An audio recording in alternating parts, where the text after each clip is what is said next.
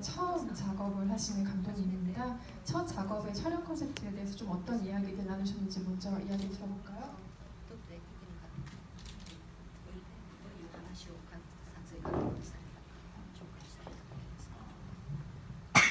近藤さんはもう今あの世代だけでなくて日本の映画界にはなくてはならない日本の映画界を代表するカメラマンだと思ってますので、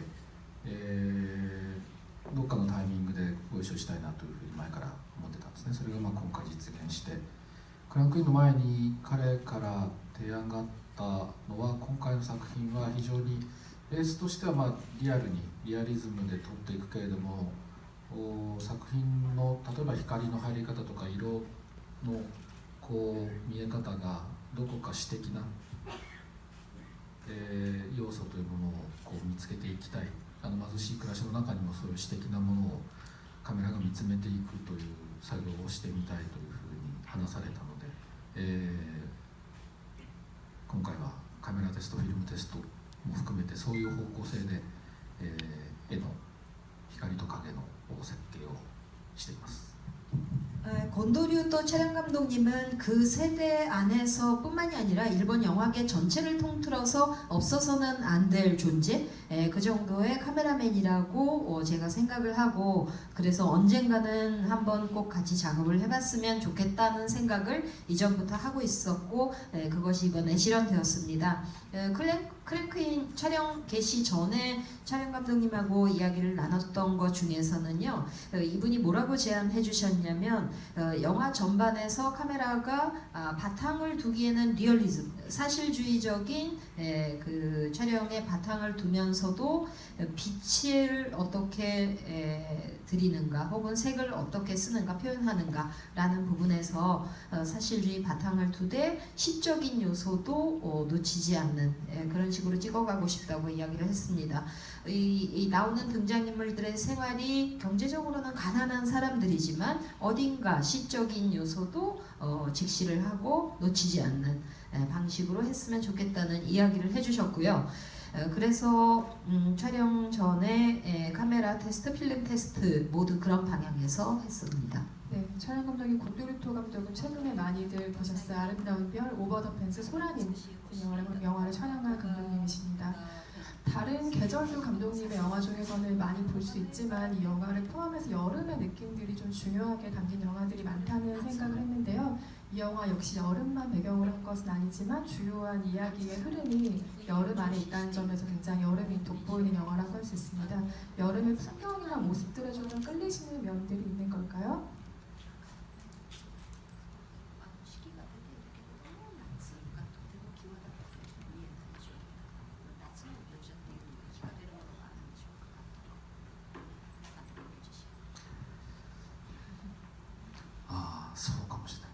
그럴지도 모르겠습니다. 今回特に後半は一人の少年が成長する話なので、その自分と父親がやってる行為、万引きという行為の中に対して罪悪感を持つっていう、罪悪感を持つことで、父親を乗り越えていくっていうのかな、なんかそういう話にしたかったので、なんだろう、少年が成長するのって夏だなと思ってるんで、そういう夏の時期というのを入れたいなと思ったんですけど。 이번에 이야기 중에서는 영화 후반부에 특히 소년이 성장해가는 그런 표현들이 있잖아요. 그러니까 어린 소년이 성장을 하면서 아버지와 함께 해왔던 행위, 즉 훔친다는 그 행동에 대해서 뭔가 죄의식을 느끼기 시작하게 되고, 그런 성장을 통해서 아버지를 뛰어넘게 되는 그런 부분이 후반에 쭉 배치되어 있는데요. 소년이 성장을 한다면 그건 여름이지 하는 생각이 있어서 여름을 표현해봤습니다. ただ実際の撮影自体はほとんど冬の時期に撮っているので、その冬の風景の中でというか、夏をいろんな意味で演出していくというのは撮影、照明にとってはとても高度な技術の必要とする撮影だったと思いますけども、とても見事に描いてくれたなと思ってます。 근데 실제로 이걸 촬영한 거는 겨울이었습니다. 대부분이 풍경 안에서 여름으로 연출된 부분이 상당 부분 실제로는 겨울에 촬영되기도 했기 때문에 이걸 여름으로 표현을 한다는 것이 촬영이나 조명이라는 측면에서는 고도의 기술을 필요로 하거든요. 근데 그 담당하신 분들이 정말 멋지게 잘 해내 주었다 하는 생각이 듭니다. 이 영화에서 고레다 히로카즈 감독의 영화 중에 좀 전에 없던 어떤 감각 같은 것들이 느껴진다면 좀 육체적인 감각이 아닐까 싶은데요. 그걸 좀 강하게 인상을 주는 장면은 무엇보다 노부요와 오사무의 섹스 장면이겠죠. 정확하게는 그렇게 상상하게끔 묘사한 어떤 장면들. 근데 감독의 그러니까 전에 없던 어떤 육체적인 감각이기 때문에 그 장면이 주는 인상이 굉장히 강렬하게 남는다 생각이 드는데요. 이 가족들이 서로를 선택해서 사는 가짜 가족이잖아요. 하지만 그들 사이에 감정 많은 진짜다라는 어떤 인식을 주기 위한 장치로서 그 장면이 쓰인 게 아닐까라는 생각이 듭니다. 하지만 이건 해석 중에 하나일 뿐이고 이 장면을 넣음으로써 감독님이 기대하시는 효과가 분명히 있을 텐데요. 한번 여쭤볼게요.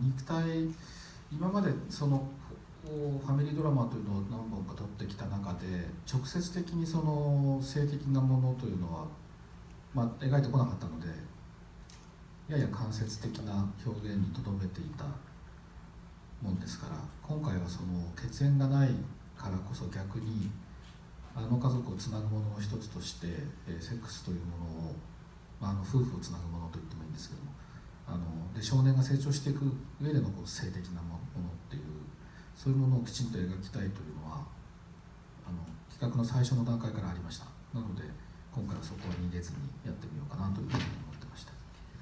그 육체에 그러니까 이번에 패밀리 드라마 가족 극을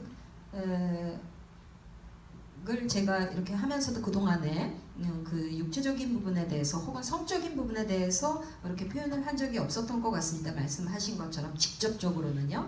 근데 간접적으로밖에 안 했었는데 이번 이 작품에서는 등장하는 사람들이 혈연으로 이어진 관계가 아니기 때문에 오히려 더 확실히 그들의 유대를 표현하는 것을 성적인 부분까지 다 포함해서 그려보고 싶었고 부부의 행위로서 섹스라고 하는 것을 이렇게 표현을 해보고 싶었고 또 성적인 면에서라고 할 때 소년의 성적인 면에서의 성장 같은 것도 제대로 그 육체 의식하면서 넣어보고 싶었습니다. 그런데 그 장면 외에도 생각해보면 이 영화에는 훨씬 인물들이 서로 기대고 끌어안고 매만지고 이런 장면들, 감정적인 온도가 좀 높아지는 장면들이 유독 많다는 생각이 드는데요. 이 가족 밖으로 시선을 돌리더라도 그 아키가 이케마 치소스케가 연기한 그 손님과도 어떤 뭔가 쓰다듬는 행위 같은 것들을 통해서 감정적인 유대를 주고받는 장면들을 볼 수가 있죠. 이게 단지 그 배우들의 즉흥적인 반응들인지 아니면 그렇게 뭔가 쓰다듬고 안고 하는 감정적인 행위들이 감독의 의지였는지 에 대한 얘기도 한번 들어보고 싶습니다.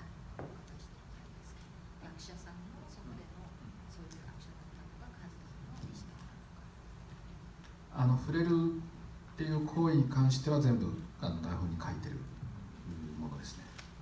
접촉, 만진다는 것에 대해서는 전부 다 대본에 썼던 것입니다.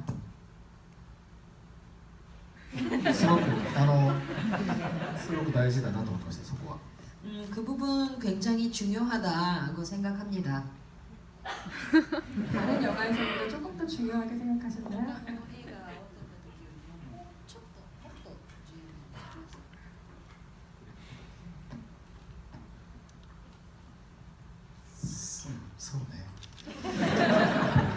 그렇죠?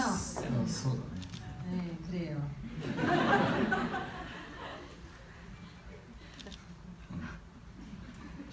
넘어가겠습니다. 자, 次に行きますか?そうですね。アキちゃんとおばあちゃんが触れ合うっていうのもそうですし、信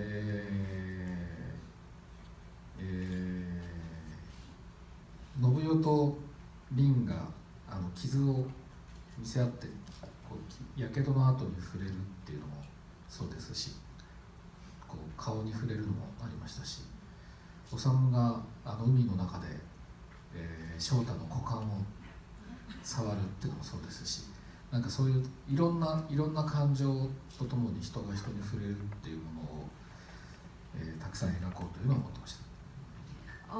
그 부부라든가 지금 얘기 나온 것 말고도 아키와 할머니가 서로 쓰다듬어주는 것도 있었고요.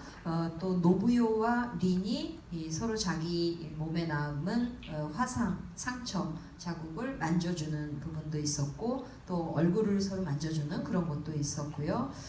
또 바닷속에 들어갔을 때 오사무가 쇼타의 가랑이 사이에 손을 확 만지는 대고 만지는 그런 것도 있었죠. 그런 식으로 사람과 사이가 서로 만지고 접하고 이런 것들을 그려보고 싶었습니다. 이 가족의 1차적인 위기는 할머니의 죽음을 통해서 찾아오는데요. 그러나 결정적으로 이 가족이 와야 되는 계기는 쇼타의 결심으로부터 나옵니다.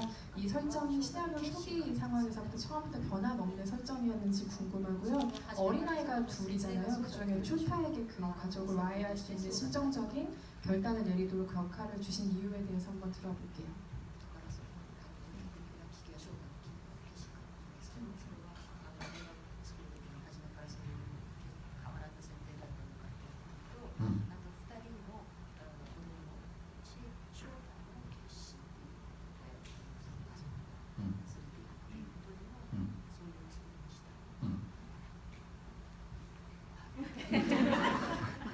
이유. いろんな出来事が、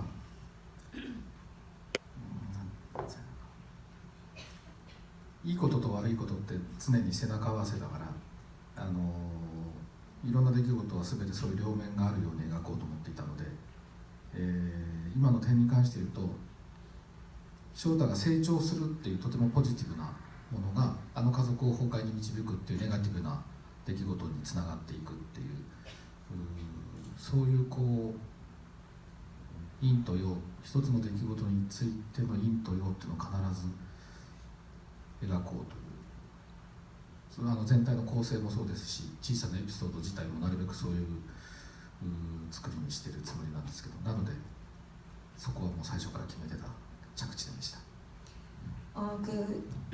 여러 어떤 사건들을 봐도 거기에는 좋은 일도 있고 나쁜 일도 있다. 어떤 일이 좋은 일이기도 하고 나쁜 일이기도 하다는 그런 면이 있다고 봅니다. 모든 일어나는 일에는 양면성이 있다는 것을 좀 그려내고 싶었고요. 이 영화에서 좀 더 구체적으로 말씀드리자면, 예를 들어 쇼타가 성장을 하는 것이 가족의 붕괴로 이어지는, 그러니까 쇼타의 성장이라는 긍정적인 부분과 가족의 붕괴라는 부정적인 부분이 늘 이렇게 등을 마주대하고 공존하고 있는 것처럼 그 안에 양면성이 있다. 그러니까 모든 벌어지는 일들에는 은과 양처럼 그런 양 측면이 있다는 식으로 계속 그려가고 싶었고, 그거는 전체 구성상으로도 그렇고 영화 안에 있는 작은 각각의 에피소드 안에도 그렇고 그런 식으로 설정을 하려고 생각했기 때문에 처음부터 그렇게 마음 먹고 있었습니다.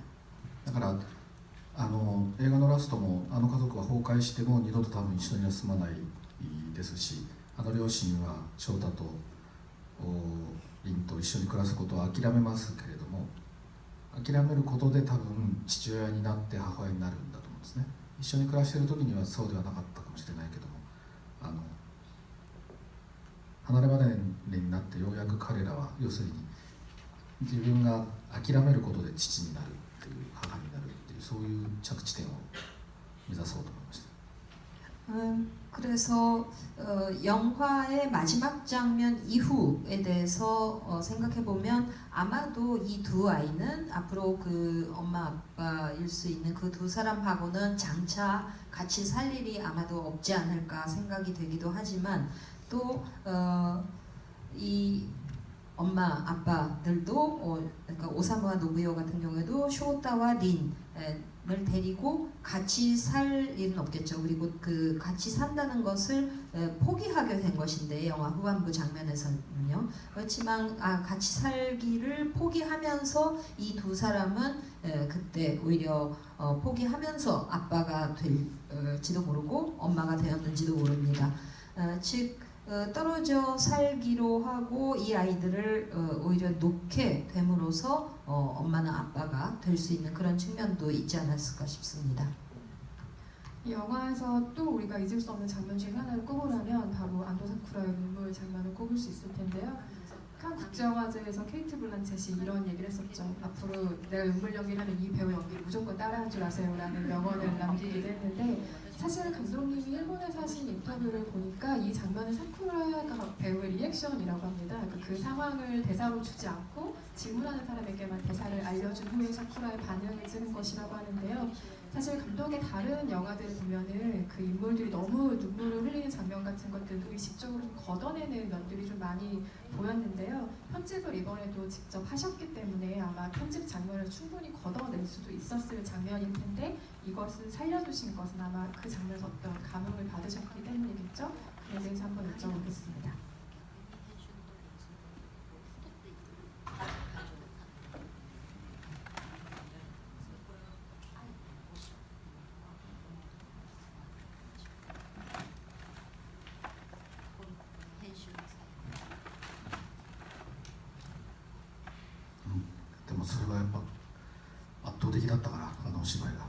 그 연기가 압도적이었으니까요.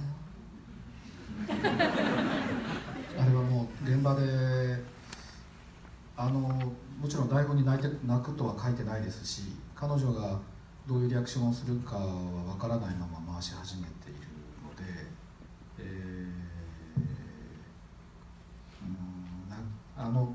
泣いてるシーンを撮り終えて、もうここはノー編集で使わざるを得ないなというか、使おうというふうに現場で撮ってる時にもう決めました。 물론 여기서 운다, 눈물이다 뭐 이런 거는 대본에 써 있지는 않고 지금 이은서님 말씀해 주신 것처럼 질문을 자신이 뭘 받게 될지 모른 채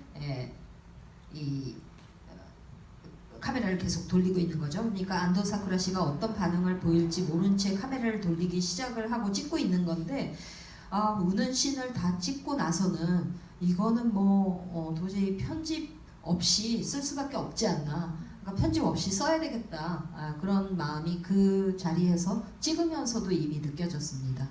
もともとはああいう質問するような予定はなかったんですけども、その撮影の途中で彼女から「修は自分のことを父ちゃんって呼んでくれ」っていうふうにずっとこだわってるけども、信代は一度もそういう話をこの物語の中ではしてないんだけれども、信代はどう考えてるんですかっていう質問をされまして、信代は多分呼ばれ方にはこだわってないと思いますよっていう話を僕はしたんですけども、ただ面白いなと思って、そのことについてはあるしシーンを作った方がいいかもしれないと思って、それで商店街をラムネ飲みながら歩いて全然大したことないよっていうシーンを撮ったんですね。その彼女の質問があったからそれは作ったシーンなんですけど、でそのラムネのシーン撮ってみたら、でも取り調べでそのことをこう聞かれるっていう、それは彼女にとってはすごくきついことなんじゃないかなと思って、ちょっと意地悪ですけれどもその言葉をぶつけてみようというふうに僕が彼女からの問いかけに答える形で取り調べのシーンは書きました。 처음에는 그런 질문을 이제 예정을 하고 있지는 않았습니다. 근데 전체 촬영 기간 중에 도중에 어떤 시기에 하루는 안도 사쿠라 씨가 제게 질문을 했습니다. 극 중에서 오사무는 쇼타에게 날 아버지 아빠라 불러라고 계속 얘기를 하고 집착을 하고 있는데, 노부요는 그런 얘기를 한마디도 안 했는데 노부요는 어떻게 생각하고 있을까요? 라고 제게 질문을 했습니다. 그래서 저는 아마 노부요는 쇼타가 자기를 뭐라고 부르든지 그렇게 크게 신경 쓰지 않고 개의치 않을 것 같은데요 라고 이야기를 했거든요. 그런 대화를 잠깐 주고받은 적이 있었고 안도 씨가 그렇게 질문한 것이 이거 참 재밌네 하는 생각이 들어서 그러면은 그것과 관련된 장면을 좀 만들까 하는 생각이 들었습니다. 그래서 대본을 이제 추가적으로 써서 집어넣었던 게 영화 안에서는 음료수 이렇게 마시면서 뭐 호칭에 대한 이야기를 노부요와 쇼타가 하게 되잖아요. 그 장면은 그러니까 안도 씨가 저에게 질문했던 것을 받아서 삽입한 장면이었거든요. 그런 일화들이 이제 있었던 후에 마지막 그 취조 장면을 촬영을 하게 되는데 아마도 그 쇼타가 뭐라고 불렀느냐라고 질문을 하는 것은 그런 질문을 받는 것은 이 노부요에게는 힘든 일이겠네 하는 생각이 좀 들어서 좀 못된 질문일 수는 있겠지만 그거를 굳이 물어봤던 겁니다. 마지막으로 아주 사소한 캐스팅에 관한 질문 하나만 드리고 관객석으로 마이크를 넘길까 하는데요. 혹시 오미보 감독의 너는 착한 아이라는 영화를 보신 분 계실까요? 여기 아동학대 문제를 다룬 영화인데요. 여기에서 그 코라켄코와 이케아키 치즈루 배우가 아동학대에서 아이들을 보호하는 역할을 맡는 걸로 캐스팅이 되어 있거든요. 근데 이 영화에서 똑같이 그런 역할을 맡는 게 굉장히 흥미로운 연결점으로 느껴졌거든요. 이게 단순히 우연의 결과인지 궁금합니다. 偶然です偶然です 네, 우연입니다. でも君はいい子はとても素晴らしい映画だと思ってますけどなんかそれを意識してキャスティングしたわけではないです 너는 착한 아이는 정말 좋은 영화였는데요. 의식하고 캐스팅한 건 아닙니다. 굉장히 흥미로운 연결점인데요. 관객 질문 받아보겠습니다. 질문 있으신 분 손 들어주시면 마이크 전달해드리겠습니다. 이쪽 사이드부터 갈까요? 네, 두 번째 줄에 계신 분께 마이크 드리겠습니다. 네. 우선 영화 굉장히 잘 봤고요. 제가 궁금한 거는 이제 그 감독님 전작도 감독님 전작도 이렇게 봤는데 저는 항상 좀 어른의 시선에서 아이의 감정에 말 그냥 해주세요. 네. 안 돼요. 마이크 하셔야지 제가 동시로 할 때는 마이크 있습니다. 그 어른의 시선에서 그 아이의 감정에 이입을 해서 많이 봤는데 그래서 되게 아이가 많이 저를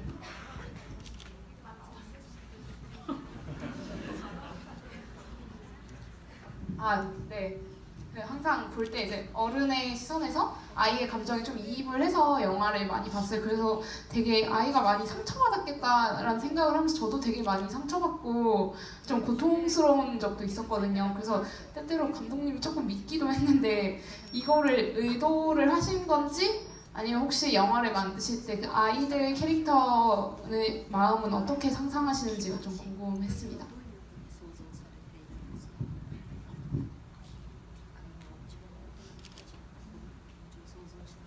미리 말씀드리려고 했는데 다양한 질문을 좀 받기 위해서 질문을 한 개씩만 부탁드리겠습니다. 양해 부탁드려요.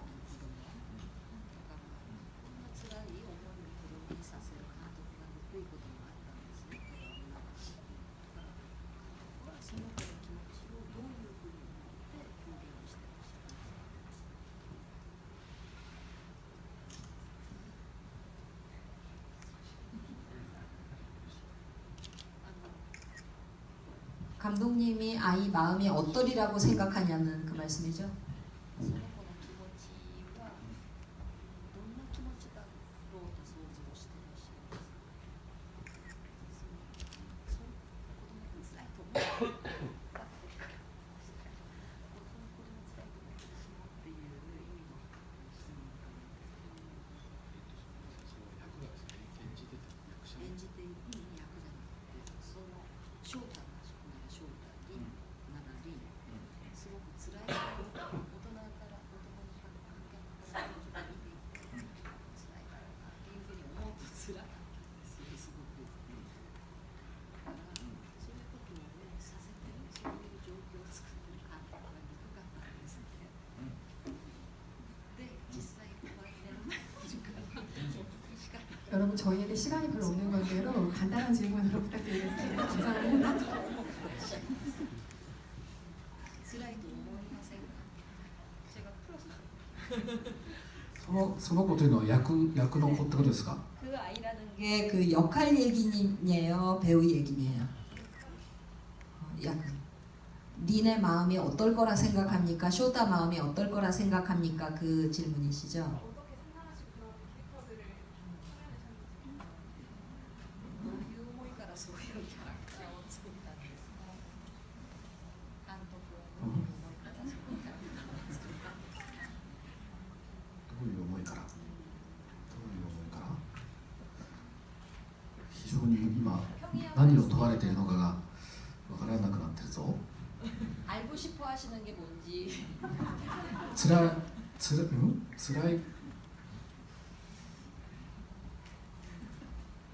僕は今何を聞かれてるんだろう。 제가 무슨 질문을 받고 있는지 이해를 못 하시겠대요.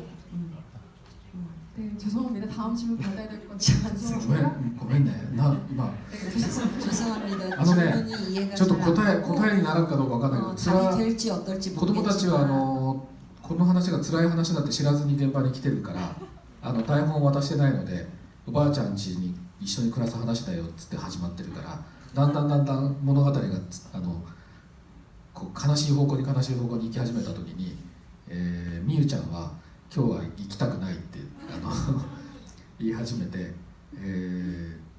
でもそれは説得しながら撮影をしたので、申し訳ないなと思いながら撮ってましたけど。 그 답이 될런지는 모르겠어요. 그런데 그냥 말씀을 드리자면 이 아이들은 그 두 아역 배우들은 이야기가 어떤 줄거리인지 모르고 촬영 현장에 옵니다.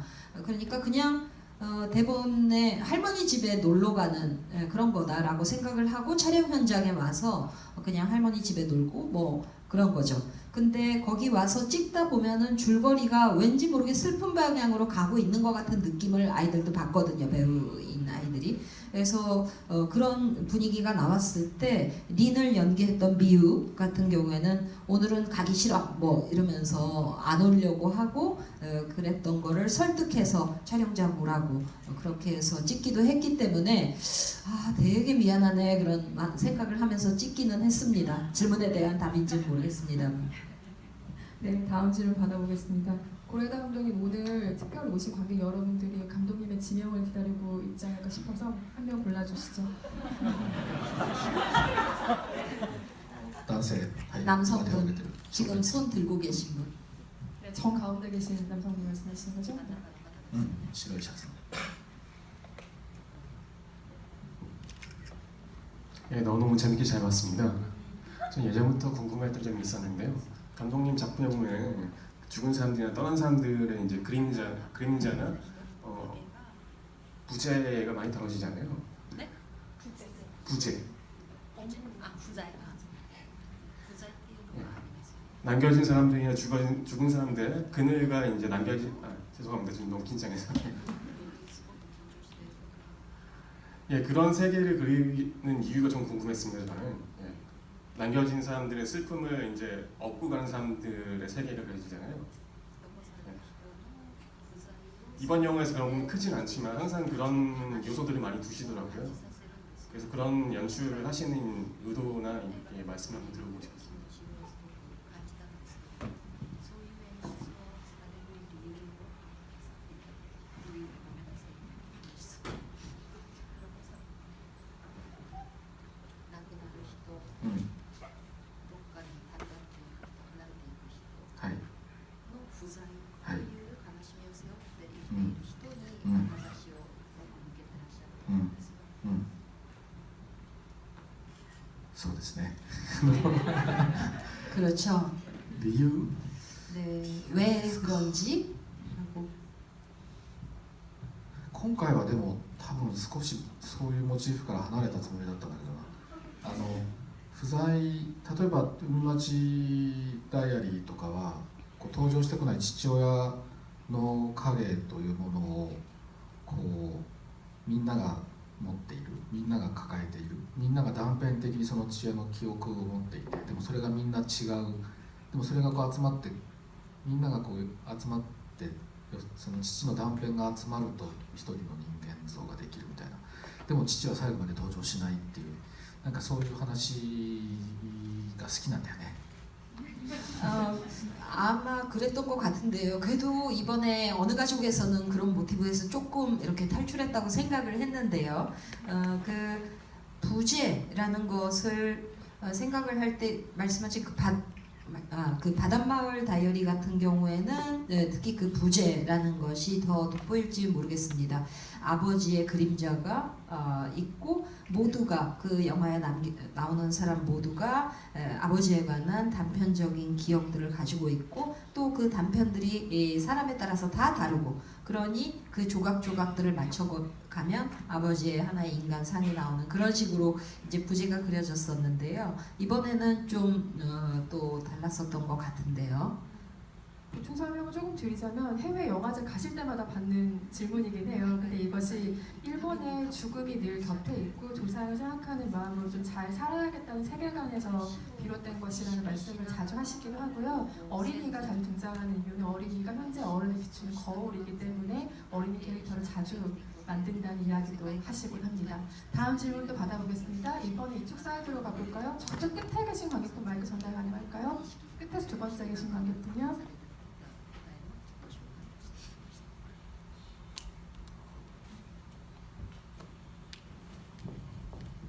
극 중에서 린이 치아가 빠지자마자 할머니가 돌아가시잖아요. 예를 들어 한국에서는 윈니가 빠지는 꿈을 꾸면 집안의 어른이 돌아가신다 하는 속설이 있는데 그런 식으로 린의 치아가 빠지는 것과 할머니의 죽음의 발견 사이에 어떤 의미적인 연관성이 있는지 궁금합니다. 俺の母抜けると年長者が死ぬの 아, 윈니가 빠지면 집안 어른이 돌아가세요? 本当それは知らなかった 진짜요? 몰랐어요. 日本では下の歯が抜けたら屋根の上に上げて上の歯が抜けると多分木下に埋めるんじゃなかったの 일본에서는 아랫니가 빠지면 지붕 위로 던지고 윗니가 빠지면은 아마 그 기둥 밑으로 하든가 말든가 뭐 하여튼 뭐 그런 속설 같은 게 있었던 것 같거든요. あれは歯が抜けるというのは台本にあったわけではなくてたまたま撮影の初日に抜けちゃったんですよねで本当にね最初のシーンですね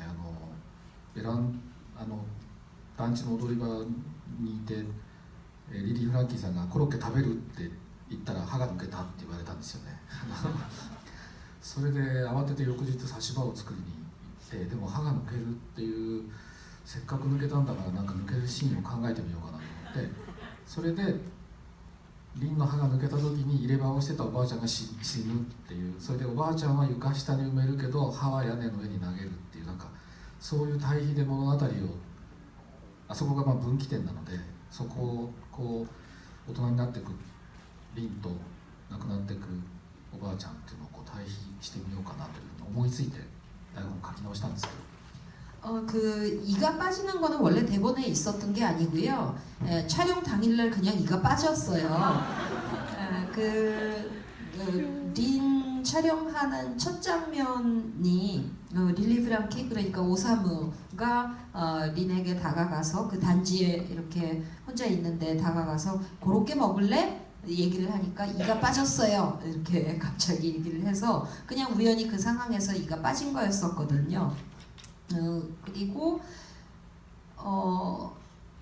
이가 빠져서 그 다음날 그러니까 가짜 이를 만들어서 이렇게 꼈는데 생각해보니까 가짜 이를 끼고 뭐야 하는 것보다도 모처럼 이렇게 이가 빠진다는 게 웬만해서는 없는 모처럼의 기회인데 이왕이면 이걸 좀 살리면 좋겠다 해서 줄거리 안에 그거를 담았고 또 틀니를 끼는 할머니가 또 돌아가시고 그래서 세상을 떠나는 할머니는 마루 밑에 묻게 되고 이가 빠진 입에서 빠진 이는 지붕 위에 던지고 하는 식으로 그 대비를 보인다는 것도 좀 어떨까 생각을 했습니다. 마침 그 일이 일어나는 게 영화에서 보면은 중간에 분기점이기도 하거든요. 어른이 되어가는 린 그리고 나이 들어 이렇게 쇠잔해가는 할머니 하는 그런 대비도 또 표현을 해봤습니다. 마지막 질문 하나만 받아볼까요? 감독님 지명 부탁드리고요. 짧은 질문으로 부탁드리겠습니다. 죄송합니다. じゃあそこの茶色い、はい、カメラ組み立てされてる。 네, 감독님 영화 볼 때마다 항상 나는 좋은 어른이 되어야겠다라는 생각을 하는데요. 감독님이 생각하시는 좋은 어른? 아니면 감독님은 어떤 어른인지가 궁금합니다.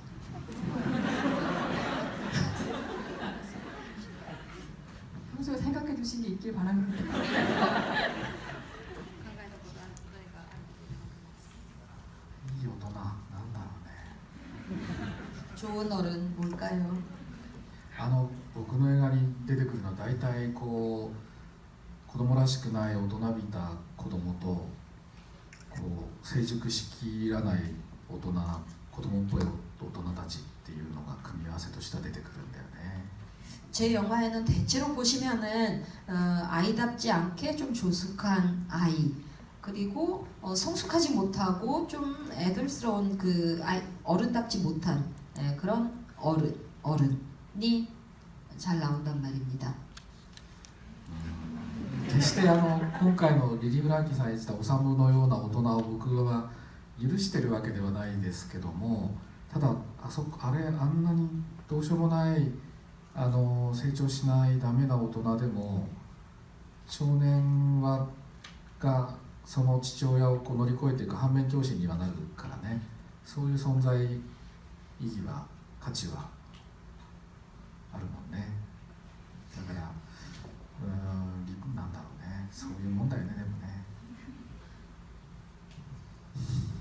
그 릴리 프랑키가 연기했던 오사무 같은 그런 인물상을 뭐 다 좋다라고 하는 거는 아니지만요, 제가. 하지만 그렇게 성장하지 못한 어른으로서의 그런 존재, 또 때로는 소년이 그 사람을 뛰어넘는 반면 교사로서의 뭐 존재 가치 그런 거는 있지 않습니까?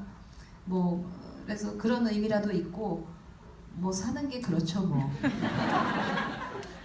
子供が自分の例えば父親を見ながらあんな父親にだけはなりたくないって思いながら育つか、あんなお父さんみたいな父親になりたいって思いながら育つか、どっちが幸せか意外と分かんないとこあるじゃないですか。 아이가 자기 아버지를 보면서 쭉 자라나가는데 내가 절대 우리 아빠처럼만은 안 돼야지 그렇게 생각하면서 자라는 아이 또는 나는 꼭 아빠처럼 될 거야 우리 아버지처럼 되고 싶어 라고 생각하면서 자라는 아이 양쪽이 있다고 했을 때 어느 쪽이 꼭 행복할 거다 라고는 좀 단언하기 어려운 부분이 있잖아요. 그렇죠? 僕はずっと自分の父親を見ながらこんな父親にだけはなりたくないなと思いながら大人になりましたけど、自分が父親になってみるとその非常に反面教師にしようと思っていた父親にすごく似てきちゃったなっていう実感もあって人生って難しいなと思ってます。 저는 저 자신은 제 아버지를 생각하면서 우리 아버지처럼은 되지 말아야지라고 쭉 생각하면서 어른이 되었습니다. 근데 막상 제 자신이 아버지가 되고 나니까 아빠가 되고 나니까 제가 반면교사처럼 생각했던 나의 아버지하고 갈수록 점점 닮아가는 거예요. 그래서 참 인생이라는 게 어렵구나 하는 생각이 듭니다. そういう難しい一筋縄ではいかない親子関係のようなものを抱え込みながらまた次の映画の題材にしたいなと思っております。 그래서 그냥 한마디로 딱 잘라서 말을 할 수 없는 그런 여러 복잡한 부모 자식 관계에도 한쪽에 생각을 두면서 다음 작품도 계속 만들어가고 싶습니다. 감독님 말씀 듣는 도중에 제가 비행기 시간 때문에 손에 막 땀이 나는데요. 오늘 오실 관객 여러분 질문 많이 준비하셨을 텐데 이 자리를 마무리하게 돼서 정말 아쉽고 죄송하고요. 끝인사 한 말씀 부탁드리겠습니다. はい、楽しんでいただけましたか。 즐기셨는지요? 즐거우셨는지요? 今もう新作の準備に入ってまして、これで週末までは東京で過ごすんですけど、日曜日にパリへ、渡りまして、次の秋に撮る作品はフランスとアメリカの役者さんと一緒に新作を撮ります。 지금 다음 새 작품을 이미 준비하고 있습니다. 그래서 지금 바로 공항으로 가서 도쿄로 돌아가면 주말까지 보내고 난 후 다음 주에는 프랑스 파리로 건너가게 됩니다. 이번 새로 찍게 될 작품은 프랑스에서 프랑스 배우, 미국 배우들을 함께 모시고 가을 정도부터 아마 촬영을 하게 되지 않을까 싶습니다. すごいチャレンジなんですけども、その言葉を超えて、きちんとそのフランスで役者さんとコミュニケーションが取れて納得のいく映画が撮れたら、その先にはまたたくさん尊敬する役者さん、友人の役者さんたちがたくさんいる韓国でですね、韓国の役者さんたちと映画を撮るという可能性も広がるかなというふうに思っておりますので、なんとかフランスでの次回作を成功させたいなと思っておりますので、また出来上がりましたら見てください。 저로서는 이런 작업이 굉장히 큰 도전입니다. 프랑스어를 하는 배우분들과 소통을 하면서 영화를 찍어야 되니까요. 근데 그렇게 언어나 그런 문화나 이런 것이 다른 그 배우들과 함께 작업을 해서 잘 마무리를 할 수 있다면 아마도 그 후에는 제가 너무나 존경하고 좋아하는 친구, 배우, 영화인들이 많이 계신 한국에서도 한국 배우들을 모시고 같이 작업을 할 수 있는 가능성이 넓어지지 않을까라는 기대를 하고 있습니다. 그런 의미에서도 이번 준비하고 있는 작품은 잘 성공을 시키고 싶다는 마음을 가지고 있고요. 마무리가 되고 나면 한국의 여러분들도 또 봐주시면 감사하겠습니다.